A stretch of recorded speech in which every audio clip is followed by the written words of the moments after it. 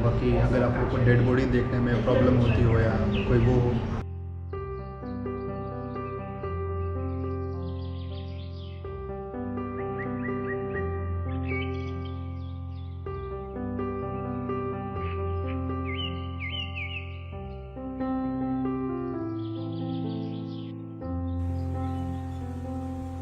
कपड़े थे वो, और वो भी इस जेल के।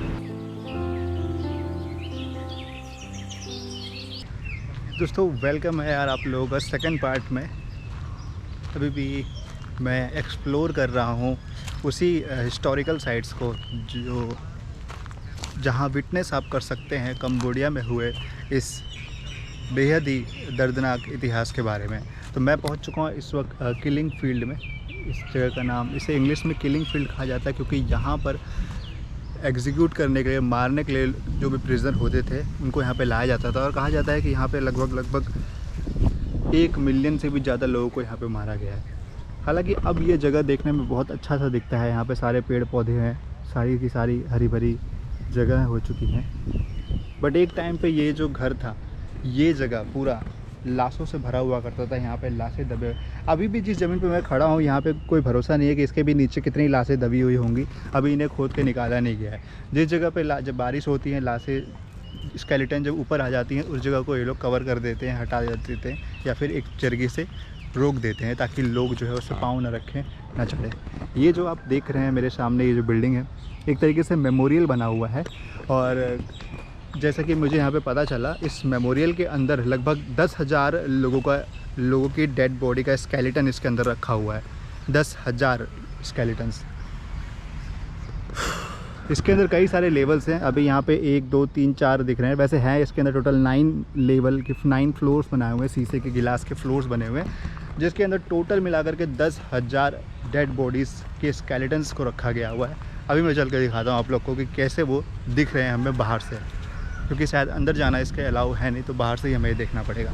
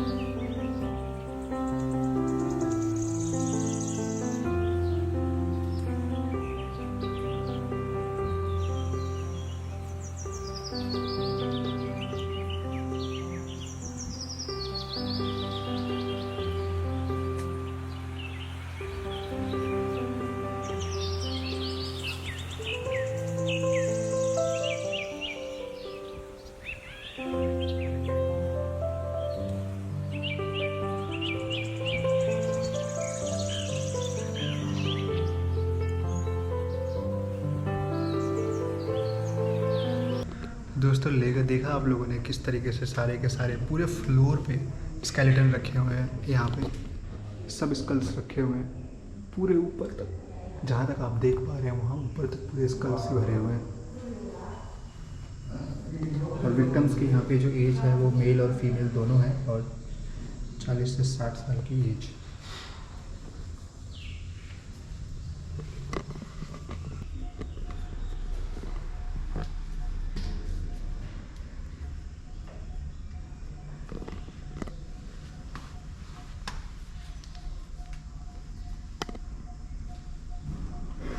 तो देखा आप लोगों ने वो सारे स्कल्स को, वहाँ पे एविडेंस हैं बेसिकली सारे के सारे स्कल्स के, कि कैसे इवन उस स्कल्स के ऊपर जिन्हें मेडिकल केमिकल के थ्रू मारा गया था उसके निशान हैं, जिन्हें लोहे के रॉड जिनके सर में घुसा दिए गए थे उनके निशान वहाँ पर हैं। आपने देखा होगा स्कल्स के ऊपर सर में छेद थे, तो वो सारे तभी बने हुए थे कि जब उन्हें मारा गया था। और यहाँ पे ये जो आप एरिया देख रहे हैं, यहाँ पे वो सारे स्कल्स जो है निकल कर के आए हैं। तो यहाँ पे उन्होंने रास्ता बनाया हुआ है कि आप इन रास्तों पे चलें, इन एरिया पे ना चले जहाँ से वो सारे स्कल्स को निकाला गया है।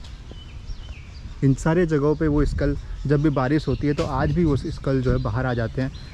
बोन्स हो गए, चाहे वो हाथ के हों चाहे वो पाँव के हों, वो सारी चीज़ें आज भी बाहर आती हैं यहाँ पर।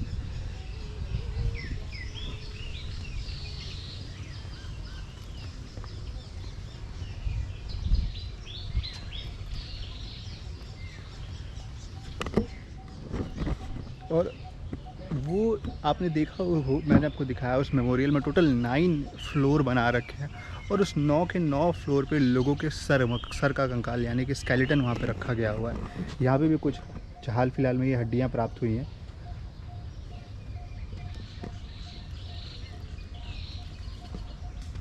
केवल वो तो केवल 10,000 इस लाशों का शरीर का सर है, और यहाँ पर तो मतलब मिलियंस लोगों को मारा गया है। इस एरिया, इसी जगह पे नहीं, पूरे कंबोडिया में कम से कम 2 मिलियन लोगों को मार दिया गया था अलग अलग जगह पे। बट यहाँ पे एक तरीके से ना केवल मारने के लिए ही लाया जाता था। जैसे S21 प्रिजन में वहाँ पे भी मार देते थे, और वहाँ से भी जब इकट्ठे में मारना होता था, मास एक्सटेंशन जब करना होता था उन्हें, तब वो यहाँ पे ला करके सबको मार दिया करते थे।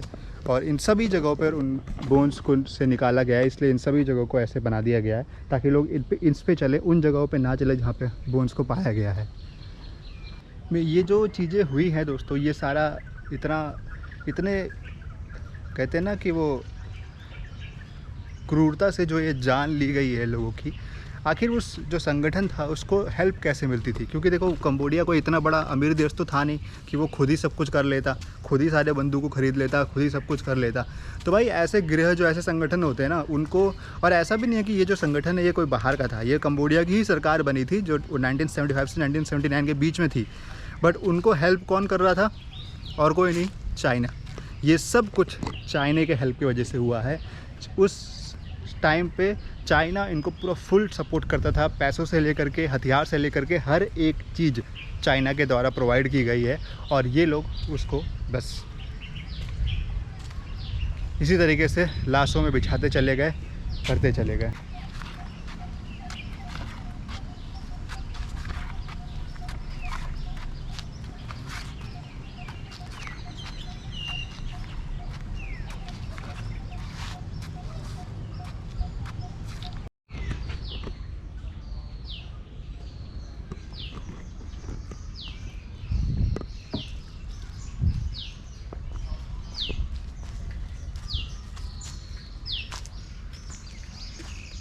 अभी जो पीछे दोस्तों आप लोग ने वो जो देखा ग्रेवयार्ड सा गोला सा, वहाँ पे 166 लोगों की बॉडी को बरामद की गई थी, बॉडी का स्केलेटन जिसमें सर नहीं था, मतलब कि उनका गर्दन को काट करके 166 लोगों को वहाँ पे दफना दिया गया था।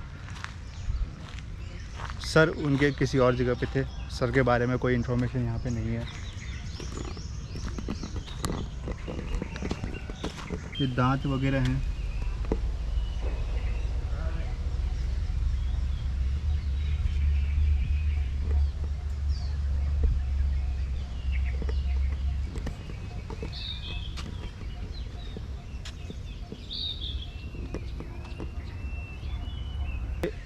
ये जगह कुछ अपने जलियांवाला बाग की तरह कुछ याद दिलाता है।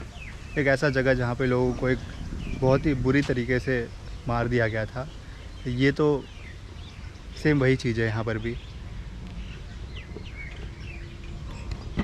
यहाँ पे क्या है, फॉर्मर चाइनीज़ ग्रेप फ्री 1975।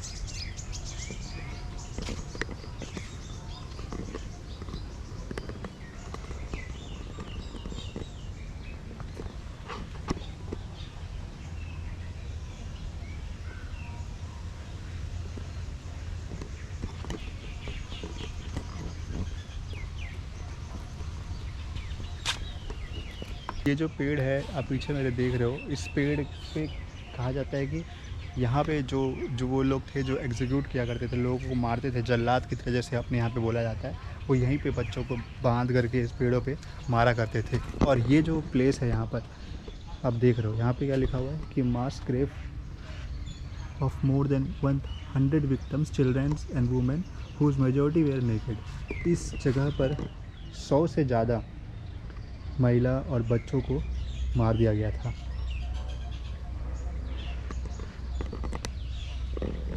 तो ये जो जगह थी यहाँ पे 100 से ज़्यादा महिला और बच्चों को मारा गया था, जो कि सबको नंगे करके मार करके इसी जगह पे डाल दिया गया था। उस समय की बात है ये।